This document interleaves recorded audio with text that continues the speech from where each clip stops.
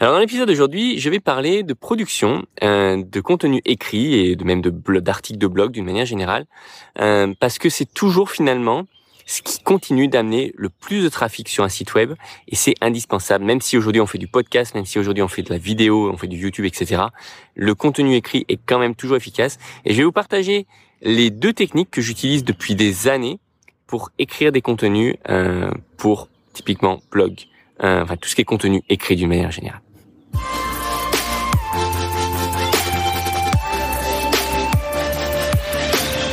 Bonjour à tous. Alors, j'ai commencé à écrire mes premiers articles de blog, je crois que c'était en 2012-2013 sur ma première startup, puis ensuite j'ai continué quand je me suis lancé en tant que freelance à créer sur un site qui s'appelle outoftech.com et à écrire des articles.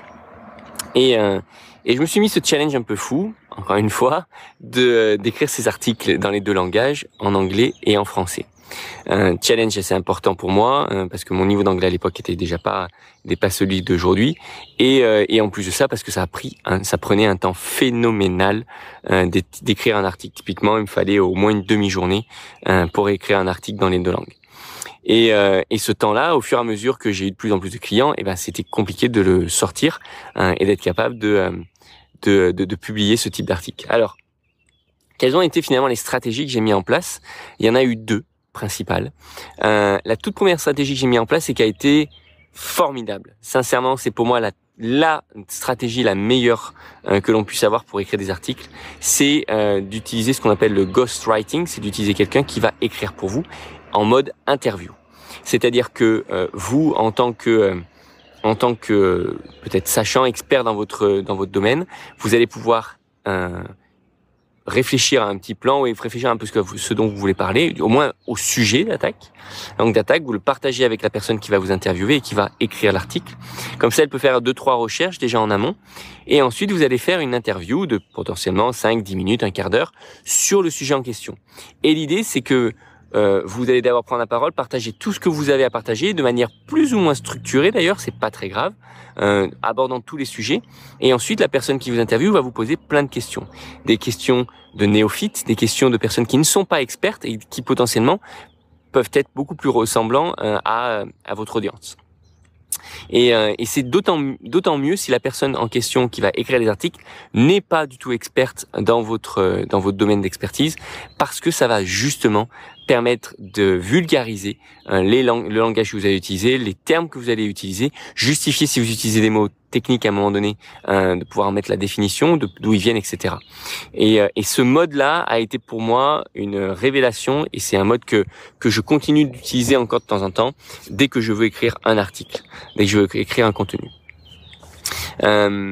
La deuxième technique que j'utilise de manière récurrente, c'est finalement de continuer d'utiliser la vidéo, parce que je suis quelqu'un qui aime beaucoup la vidéo, qui a appris à utiliser la vidéo, ou même un épisode de podcast, et de faire transcrire cette vidéo en un article. C'est aussi extrêmement efficace, puisque du coup là, on passe uniquement le temps dédié à shooter notre vidéo ou notre épisode de podcast.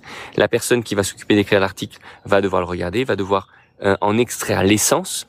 Éventuellement, on va pouvoir enrichir un petit peu l'article avec quelques recherches complémentaires et vous allez pouvoir avoir un article qui vient de vous, qui a votre positionnement, qui a votre point de vue et en même temps qui a été écrit par quelqu'un d'autre et donc qui vous a permis de gagner un temps phénoménal.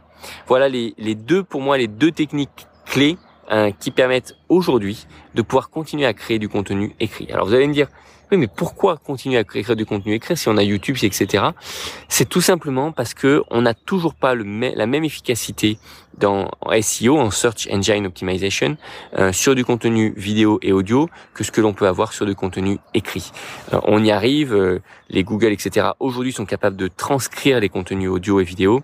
Ils le font déjà sur YouTube, mais on n'a pas le même niveau d'importance, c'est pas aussi qualitatif et du coup un contenu écrit sera beaucoup plus pertinent. Et en plus de ça, on a une manière de potentiellement un peu plus manipuler le côté SEO avec un contenu écrit que à l'oral, ça sera toujours beaucoup plus compliqué et je suis pas sûr qu'on ait les mêmes stratégies.